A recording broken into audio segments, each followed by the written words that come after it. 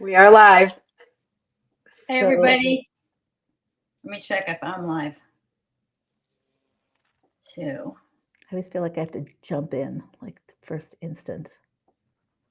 I watch people Oh, like you, Gila, say, well, just wait a minute or two. I'm for like, I people, want to say that too, but I never do. I launch in. let's wait a minute or two. Let me see if I'm live. I'm never sure if I'm live. Are you live? As is your minhag. Oh, I'm live, guys. We're live. Okay. I guess it's a good place to start. But now what do we do with Yeah, it?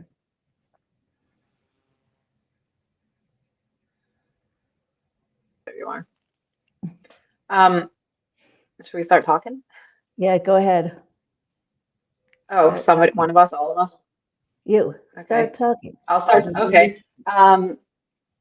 So we just wanted to get on here this morning without really a topic and just create a space and just nurture each other and ourselves and everybody out there and just basically see what comes through.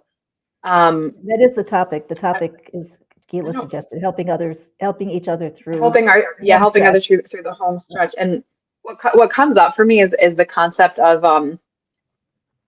geula barachimim, like with mercy, but what rachamim actually is, heard recently from in a mimer of the Rebbe, is a revelation of a higher reality, of the higher reality, like the source of all of the things that ends up uniting opposites. Because usually we talk about rachamim in relation to the Sephira of Tiferes, which is basically a perfect blend of chesed, like kindness, openness, and gevura, which is like the strictness and the justice, and both are needed to have a functional world.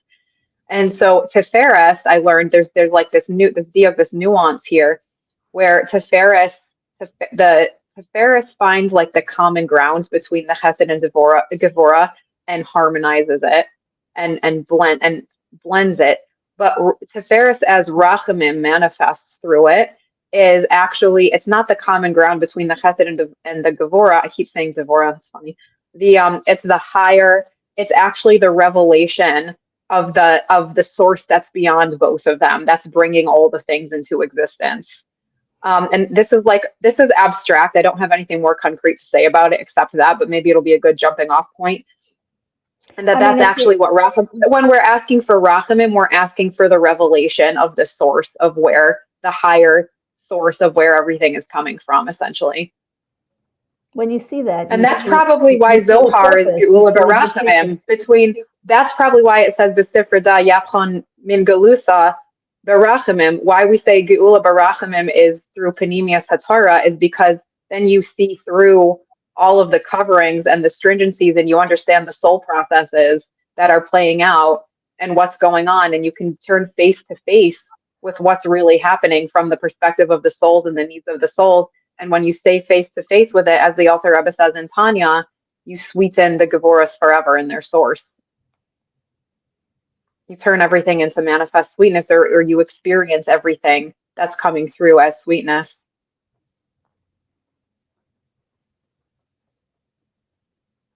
Face to face, you mean accepting, you mean rolling with. Is that what you mean, face to face? Yeah. It looks like you just froze, but I Are you see a there? face. Yeah. You're good. I heard something totally. Um, You want to know what I heard? yeah, let me hear. Yeah, I'd love to hear what you said. So what I heard from it's like an esoteric explanation. And what I heard is that learning Zohar now and all this disclosure and all this revelation of a higher source of what's really happening in upper worlds, it's being disclosed in our world. There's more proliferation of learning of Zohar. If you go on YouTube, you can find 10 different Zohar teachers a day. And also like Elizabeth April and all these other people that are just talking about galactics, that it's no big deal. That's Geula Barachman, because it won't be a total shock to our system when the sky event happens, when Mashiach ben David is joined up with, Meretz Chanoch and Eliyahu Hanavi, who's Metatron, who's Sandalphon, and we'll be like, oh, we heard of these guys. We have the Kalim.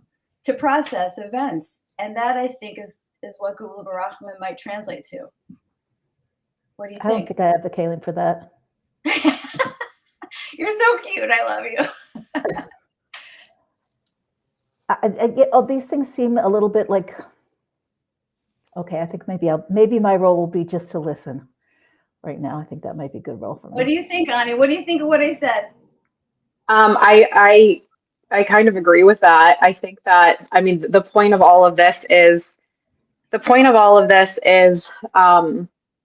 expansion of our consciousness, so we can reclaim, like, Geula is really about reclaiming the truth of who and what we really are, the expanded biography, as I like to say, and reclaiming that lost consciousness that Adam Harishon lost, and not just reclaiming what he had, but through the advantage of having gone through the Gullus process and sifted so deeply through the darkness and all of the things we experienced through our history, our personal history of our soul and our Gilgulam, our collective history, that we not just reclaim that consciousness, but go far beyond even what they had in Gan Eden.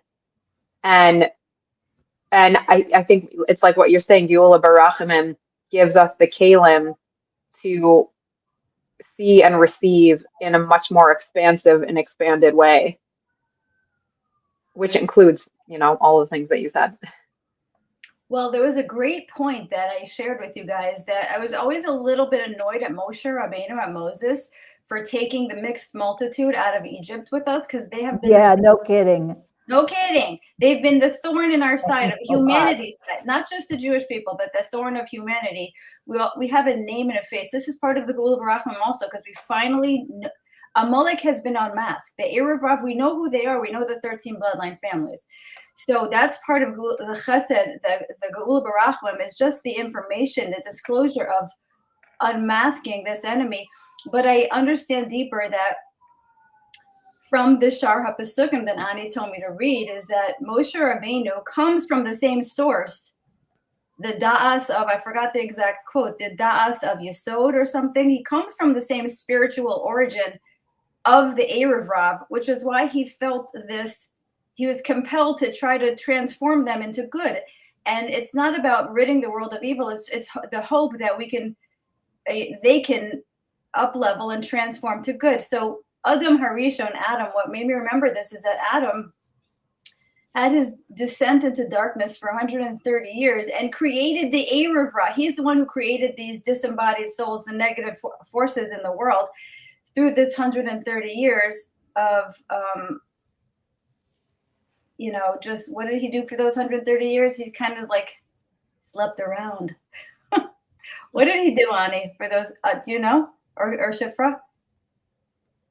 No, I don't actually. He was, I think in those 130 years is potentially the period of time that he was with. No, it says that's when he was doing tshuva, so I don't think that's when he was with the Lamed Yud stuff, was it? No, he was separated from Chava. That's what it is. He separated himself. He was, but and he wasted seed. That's what it was. He for 130 years. But it's so crazy. But because in the Shara Pesukim, it says that he was trying to do tshuva through that. Interesting. He was like up and down, up and down. So I don't know. So it's like I don't know the exact secret of what's being described there, but yes, but it's so interesting because elsewhere the Erev Rav is described as essentially like the waste products of Moshe Rabbeinu's soul, or basically what, like, the shadow of Moshe Rabbeinu. So and we know that. Right. Yeah, and we also know that through the Gilgulim, they did get various degrees of rectification. So it's just by Yosef, they were circumcised in Egypt. Yeah. These same souls, had a lot of rectification through the generations. So I think, we're at the, the end game here of what these souls have been able to do for themselves to rectify their destiny. And I listened to something this morning, you guys, from the Lady of the Forest. I love her, and her name is Cindy, and she said that her angels told her that the great awakening of humanity could happen this year, or she was sorry to have to announce it might happen next year. And we're all going to be so disappointed. And then I took a step back and I said, How spoiled have we become that we're in end times and we're squabbling? Is it going to be this year or next year? Who even thought this would be in our lifetime? I did. You did? Shifra knew because the Rebbe said. Because the Rebbe said. Uh, Shifra. because the Rebbe said, and because it came into me. But when the Rebbe said it, yeah, obviously my energy is a little bit weird. There are questions in the chat. I don't know if you guys want to look at the questions and address them. Also, I don't know. We're talking about helping each other through the home stretch, and I maybe if you're comfortable, we could talk about this process that happens that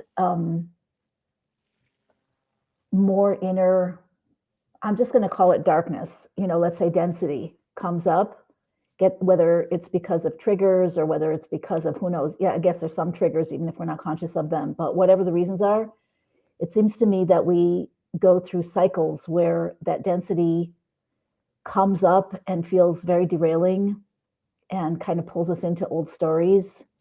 And then, hopefully something happens, we find a way to process it, we get help, we do deep prayer, healing, whatever we do. And then there's like another expansion.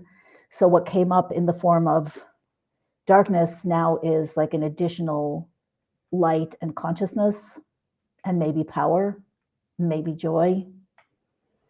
I think about it a lot in terms of metamorphosis. That's something that is in my mind just a whole lot because it's a melting down. But it feels when one is in it. Do you guys relate to this? Are you relating to what I'm talking about? Does everybody feel this sometimes? Melting down and breaking down, yeah. Totally. Yeah. So I think that's part of the help that we need from each other, for each other, in the home stretch, because it maybe, but what I think is that you kind of can't get there from here. Okay, here is changing, we're changing. So where we would call here our baseline human consciousness is different, way different than what it was last year, 10 years ago, whatever. But I don't know where it has to go in this phase for the, so to speak, the Gila process to be complete, meaning, no more sickness, no more death, Beit HaMikdash exists. Obviously, there are levels and levels and levels after that. But how do you see that? What is the personal metamorphosis? What has to actually happen within a human being? I think we have to get into receiving mode. I think it's time.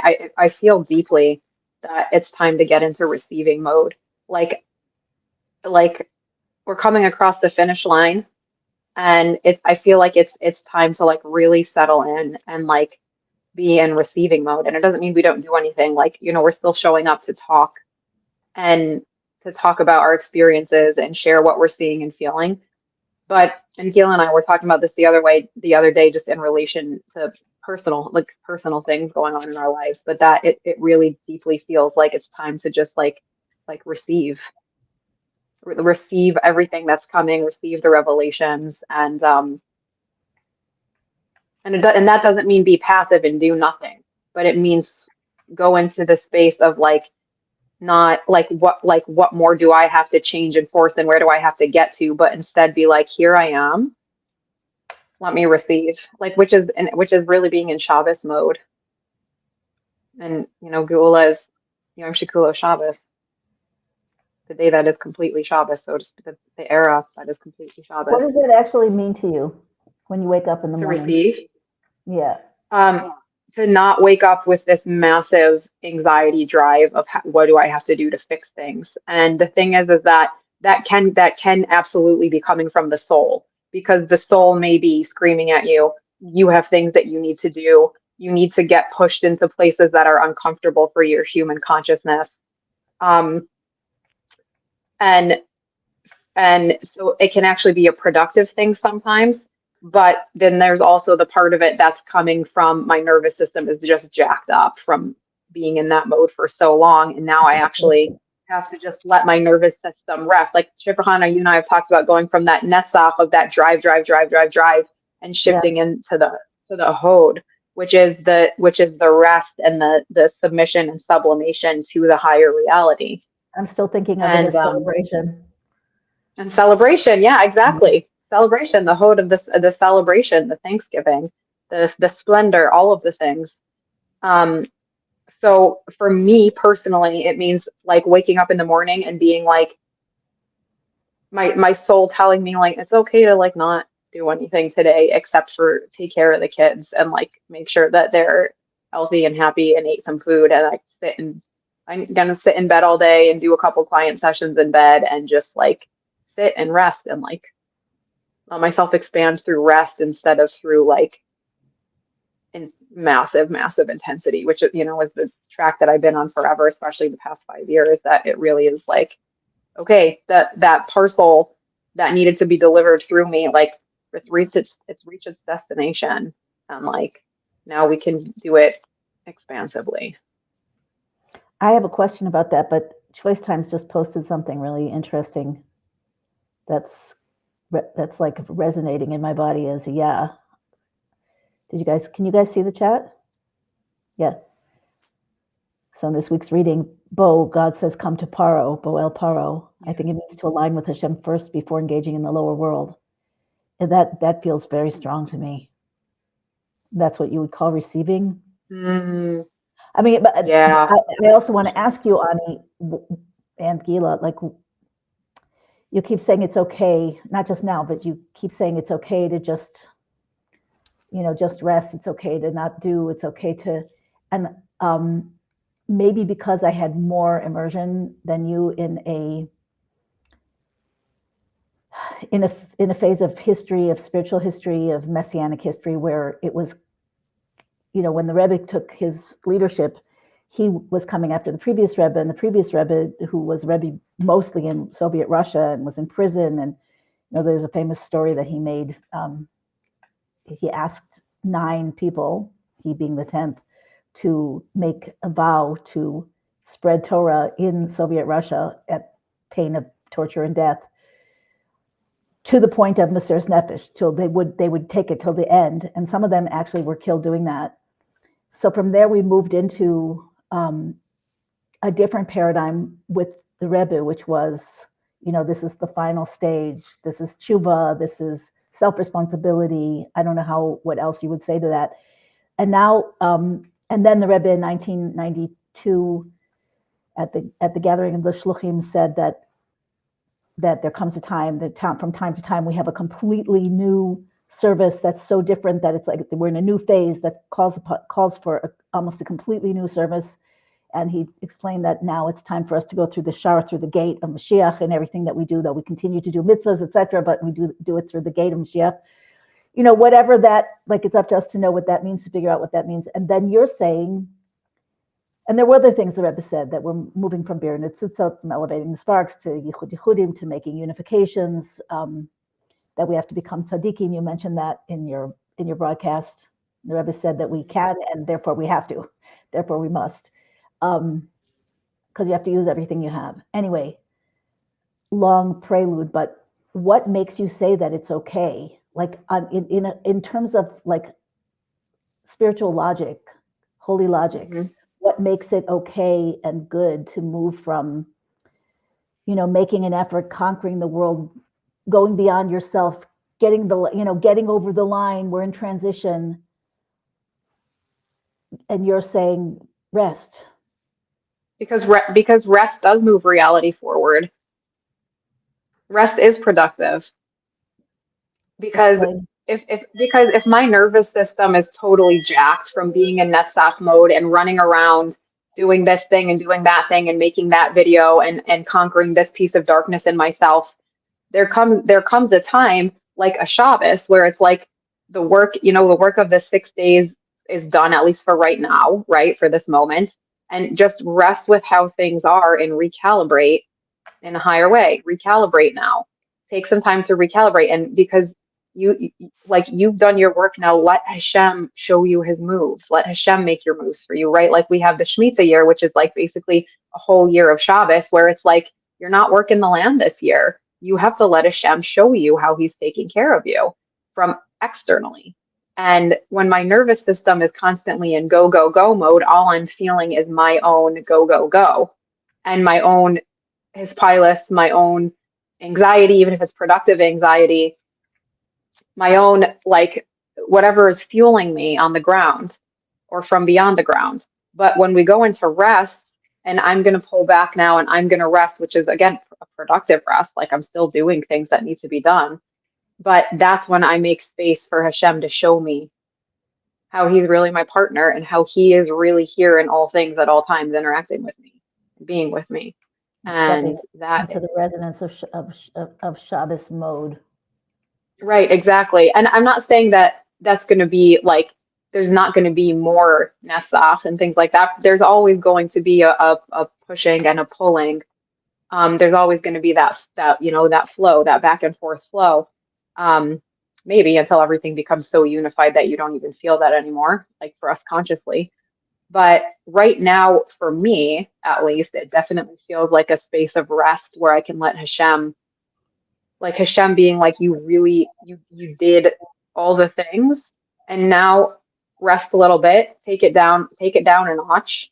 It could even be quality over quantity, and let me show you. Let me show you. When you do that, do you always find Hashem showing you? And I always see him sending me hugs and winks and shifting things. Yeah. When I make that space. And I generally tend to get new insights, like in Torah, into myself, into my life, that end up integrating in a much more seamless way, that aren't like, oh my God, this is crazy, and like taking me out of my kalim. It's like very soft and like, oh yeah, like the baseline is different now. And do It you was so guys interesting, like even my son Mendel, who before we went live, he was in here telling us a nevuah, the pasuk in Chumash that he's been learning. Um, he even told me this morning, like with there, like he told me this morning, like, mommy, I feel like a whole new energy. Like he had dealt with a lot of like fear at night and stuff like that, and he's like, mommy, I feel a whole new energy. I'm like not even afraid at night anymore. And I was like, thank you, oh, Hashem. Like, yeah, like amazing, amazing, amazing. That's what it is for me. Letting Hashem take the wheel. It's really, you know, it's just correlates to the whole like feminist coming down from the feminist movement, where we were taken to such an extreme by the powers that be for women to become hyper masculinized, and then to realize that's not what we're supposed to be, and to really see the transformation in the body, in the physical, in my own life, to You know, go that from was the Avodah Paracha of Mitzrayim. The hard work that they were subjugated to in Egypt was that the women were made to do work that is more suited for the man's body and psyche and soul, and the men were made to do the work that was more suited for the women's body and psyche and soul. yeah, we And saw that was that the come hard around labor. again. Yeah. Yeah, that came Yeah. around again, and it was made virtuous. Not just that, it was like it was a virtue for a woman to hustle and to go out and do. And just the realization alone of this, we are supposed to embody the Shekhinah energy, which is the being energy, you know, to manifest through our emotional state instead of the physical running around.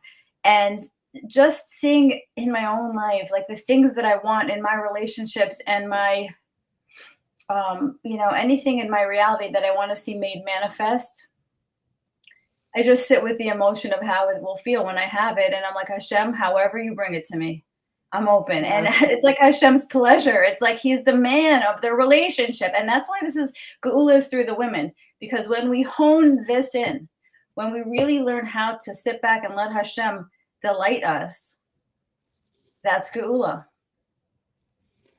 and then what would you say about, even there's such a huge potential path of work, because if a person is wired to another way of doing things, or they're wired to, you know, to startle, to fight and flight, to trauma, whatever, would you just say, Hashem, take this away, and you'll have a glass of wine? Like, how does that apply?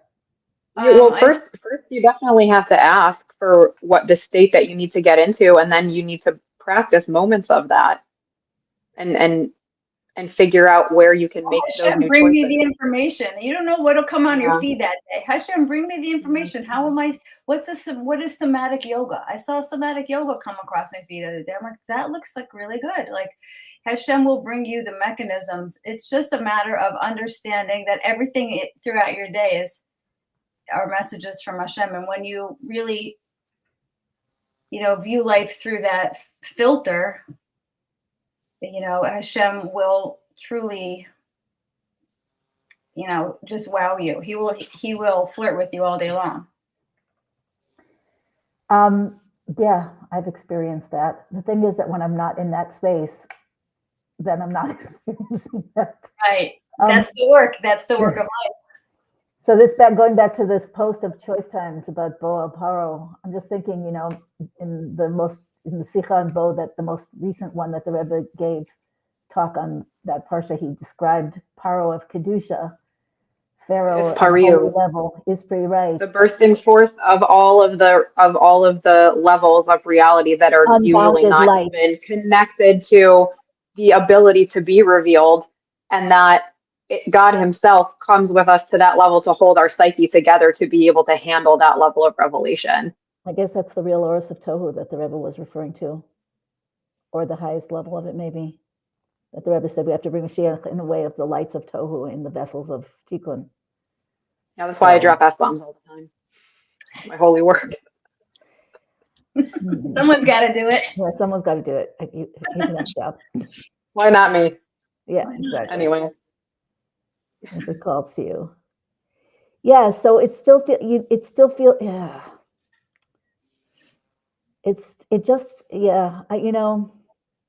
There's a coming I down, go and back to Shifra, I quiet mean, again. you're so wired for intensity. You're so wired for intensity. And I think all of us are. I think the three of us are definitely wired for intensity. And so Yeah. like your nervous system has to feel safe with like I can like let go of the intensity for a minute. And you could rest intensely, that's cool. You could enjoy yourself intensely, that's also cool. But like I think a lot of us are wired for intensity. I think we're wired, yeah, intensity, yes, but also I think we're wired, when we see something, when we see a possibility, as we all do, that's how we all got connected, right? We see a possibility that maybe not everybody sees. When I say all, it's also everybody who's listening to this. We all see something that everybody doesn't see yet. And that by itself, it comes from intensity and generates intensity. It's like, come on. And yes, I'm watching Gila go through changes over time from that, let's say a more angsty space to a much more, I'm just gonna watch it. I'm just gonna lay back. But that requires some real inner shifts. Did you say Malchus? And I talked over you. And I wonder if it takes more of an inner shift the more you've been wired to another way. I don't know. I have two things to say. Can I give I love practical examples. For me, like I can hear esoteric, but when it's grounded by a practical example, I really understand it. So for me, yeah, please do. Okay, so I want to talk about Chabad for a second. What's happening with 770 in the news? First of all, I understood that from everyone's reactions, there's three ways to view it: through the white hat lens, the black hat lens, the divine lens, right? And when I look at it through the divine lens, yeah, there's like also like the anti-Semite lens, the people who like just gleefully pounced upon the Jews. Like it was a great reveal for a lot of things. And that's what the divine lens is for me, is like, that's what allows me to have this perspective of the observer, because that's really what Hashem is. Hashem is like, he sets a reality forward and then he observes everyone's reaction to it. So I was able to not be so upset about it, because I'm like, this is going to play out exactly as Hashem wants it to play out, to reveal exactly what needed to be revealed. It was pushed to the number 4 trending spot of worldwide news for a reason. for a divine reason. So whether it's to clean house over there, whether it's, for all kinds of good All of the outcomes, above. Yeah. all the above, all the good outcomes, right? So that's a Mm-hmm. practical example of how I, as a feminine response, I could lean back, observe with almost a state of delight that this is cleaning house in a massive way. For people's hearts to purge of anti-Semitism, to reveal who's who, and for the inner workings of whatever needs to get rectified within the Chabad community. That's number one. Number two, a personal example of me being in my feminine. So I'm very much a micromanager. Like, ask my staff. Like, I'm like, did you call this one? Did you call that? Like, I really have tried to let go of being a micromanager, and because that trait is like so undermining to God. Like, when I hear a patient canceled, I'm like, have to hold back. Like, did you call this one? Did you call that? I'm like, I try to like fill any slots in the day, and I'm like, Hashem, let it just happen by itself. I don't want to get involved. And even that like change of reaction is huge for me. And even more personally is that I talked to me and Ani had a conversation about this. Like, I want my husband to become more spiritual. He was like traumatized by, the Orthodox system growing up, and I just would love for him to approach it with the spirituality that has allowed me to like see a Torah and mitzvahs through a totally different, refreshed lens of like being close to Hashem through fire and not through rigidity and rules. So I was like, Hashem, like, I don't want to like arrange anything for him to be more spiritual. I don't want to even be involved. I'm like, you do this, Hashem, you. I like yell, I like you. And because it's your husband's relationship with Hashem. Yeah. Yeah, I'm like, I said, I would love to experience this. And I felt what it would feel like. I would love to experience this or that. And I just felt the feeling of Josh being like in a more spiritual state. And I come home from work last night, and Josh is at the kitchen table with a Breslov chassid from Tzfat. They were sitting there for an hour. Oh my gosh. I know. So he had like, he was on a shlichus to America from Tzfat, and he was on a mission to fundraise. And we had stayed at his house 14 years ago. He put us up in Tzfat 14 years ago, and he had Josh's name and number. He remembered it. So, and meanwhile, they went down to my basement. I have a shul in my basement, and he danced with my husband, and he put his head inside. I have a Sefer Torah down there, and he like demonstrated for Josh that every time you put your head near a Sefer Torah, it is an Eis Ratzon. The man had his head in my aron for 5 minutes. He awakened something in Josh, and I was like, oh, wow. Right? Hashem, that's incredible. Wow.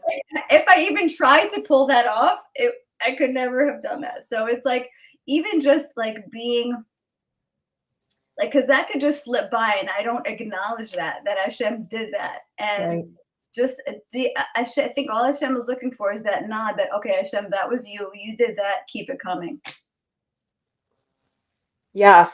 I don't know why I feel moved to put this kavana out here right now for like the collective to bless. I have an opportunity, like a possibility of it would like things are gonna have to come together real fast, but to go to Ireland for 6 days next month to do an intensive cross-country riding training course with my really good friend Libby and a group of women who I've rode with before. And there's like a few things that really are gonna need to shift like now for that to happen. And I just want to put out there, it would be so geula for me to do that, and also to bring the Das of Hashem to a place that I can guarantee you it's never been before. This manor in the middle of nowhere, Ireland, would be so tremendous. So I just want to put that out there to the collective Das that let's see what Hashem can do for it. Let's see what Hashem can do. And hopefully a month from now, I'll be reporting back to you guys how incredible it was and sharing all my GoPro footage with you. And the miracle stories of bringing souls online. I see you there. I see you. I feel you there. I mean, I feel like now I put it out there into the collective consciousness. So Hashem is like, oh, all right, now I got to make that happen because it's a good thing. So, I mean, I hope so. So talking about practical, how do you practically, if you would give someone, if you were writing a pamphlet with a step-by-step process for moving from Netzach to Hod. Yeah. And intentionally. And here's the other thing. I'd love to hear what that is from both of you, but also, I think that there's a very big difference between disconnecting, which we all do sometimes. Well, I certainly do sometimes, and intentionally resting. I think it's very different in essence. Yeah. So if you want to say anything about that. I think that, like, if I was writing a PAM, I'll tell you what I've done for myself, which has been something that I would judge myself for as lazy. Do the lazy thing. And as long as it's not evil, as long as it's not like an evil thing or an avera or a bad thing, if it's something that the different parts of me, the manager parts, the firefighter parts would be like, no, we have to be urgent and in motion and doing something. And the critical parts of me would judge as lazy or copping out. Do it. Like I need to sit in bed all day scrolling Telegram with a cup of coffee. I'm going to do that. And I've seen Hashem make new things happen from that. I don't mean be lazy all the time, but I mean like if you need to rest, so that creates balance, that creates maybe regeneration, that creates space. We always need shifts. But does it rewire? Like if we assume that we are, it starts to. So once you start, new choice, any new choice starts to rewire you. So like if I've been wired for anxiety, go do all the time, and I'm intentionally saying like this thing that I judge as lazy or unproductive, let me actually make a choice to do that instead. And relabel it as not unhealthy or bad. Exactly. And just to relabel it, to rewire it. Yes, totally. And say, just because I need this right now and I do this thing right now, it doesn't mean all of a sudden I'm never going to do anything again, just stay in bed all the time and never take care of my kids or heed the call to do anything ever again. Like that's not how reality works. That's not how reality works. Also, Go ahead. I saw this teacher in I forget her name right now. I follow her on YouTube. She teaches how to be feminine. And I'm like in a crash course. Like I try like at least a few times a week to listen to these teachings. And she gave a whole long class and like 10 bullet points, how to be more feminine. And then she saw in the comments, she was reviewing the comments that somebody said, when it comes to being near your man, be lazy. And she's like, damn, that's actually good advice. Like let him open the door, like sit there and be lazy. And you'll see he will rise to his masculine. And this is just practice for the relationship with God. Like be lazy with God. Like let him lead. Let him lead. Like he sees that it's your pleasure to be on your phone in bed with coffee, scrolling Telegram. Like if my husband saw me happy doing, all he wants is to see me happy. That's the secret of marriage. Your husband wants to like fall and trip over himself so that he like, when I'm watching a sunset, he's watching me watch the sunset. He doesn't really care about the sun. He wants to see the feminine glow off my face. And that's what makes a man happy. Everybody's husband is like that if they're in their masculine. So it's like we learn on our men how to be in relationship with Hashem. Like if Hashem sees this is your delight to be in bed, like stop having guilt about it.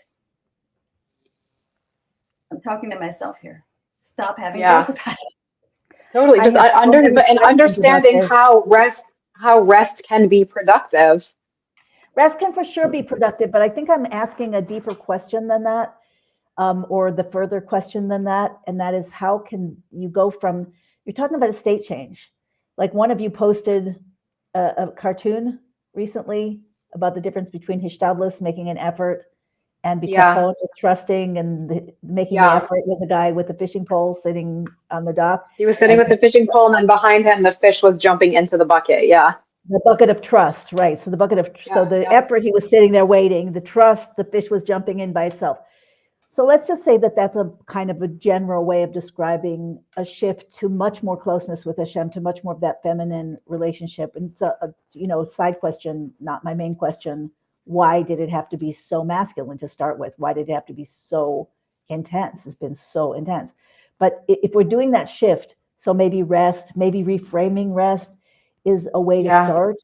maybe letting Hashem, open doors for you, letting Hashem flirt with you is a way to be. Moments of pleasure. Let me pose a challenging question, if that's okay. If you were struggling to pay your mortgage, and if you were the breadwinner, and you tried this and you tried that, and you tried, working more hours, or you tried starting a business, or you tried prayer, or you tried trust, it's just an example that comes to my head. But if those things didn't work and your house was under threat of being taken away, just as an example, how would you apply this principle? Well, we have to think in new ways. So if that was me, I would try to find, I would actually probably try to find somebody who's able to work with the level of soul or deeper energy stuff, and see if we could figure out what was going on from a deeper place. Because again, everything that's coming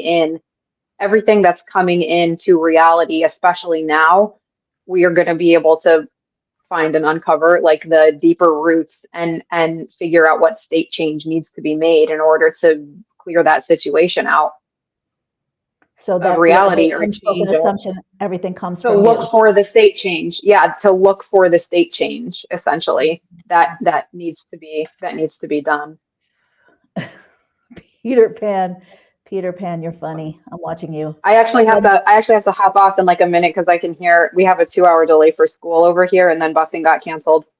So I have to jump off in like a minute to go help get everybody out the door. Just in time, just when you were about to answer all my questions. I did just answer your question. No, it doesn't mean you're supposed to work harder at the same level that you've been trying. Nothing's working at that level. So you have to ask Hashem, show me what level I need to be. I need a state change. So Yeah, lead me to the people, the information, whatever it is that bring me to that state change. So understanding that it's a state change, moving forward rather than back, asking for the help when you don't see the way, and opening to receiving that help. And I'm just thinking of in a new way. With the Mizritcher Maggid, how he interpreted something from Pirkei Avos, da malamala mimcha, that one of the good advices from the ethics of the fathers is know what's above you, and then it says an eye is watching, and but the Mizritcher Maggid interpreted it as you should know, you should have das, you should have consciousness that what happens above, what comes down from above, mimcha, is catalyzed by you. It's coming from you. Yeah, that's really good. Yeah, it's really powerful, and maybe it's just like the persistent tuning a piano or training a horse, or whatever it is, or getting in shape, that you just have to keep coming back with your aches and pains and taking it a little farther, and a little farther, and a little farther. And also periods of rest, like you just mentioned, even with training horses, they need time to rest and integrate, and then they come back and you'll find that they've totally integrated what you were teaching them. Right, but you can't move on to a different horse and leave that one in the barn and expect that it's going to continue its learning process. Yeah, no, exactly. It's intentional rest, and then you're going to take them back out and say, okay, great, where are we now that you've had an integration period? It's a process of not giving up. And winter is usually the time that we do that for the horses. Yeah, it's not a giving up, it's a resting. It's a resting and upgrading the level. Yeah, exactly. The quality. Yep. All right. I'm hearing a lot of voices going, mommy, mommy. So. All right. Thanks, guys. Thanks, everybody. I love you guys. Take care. Bye. Bye.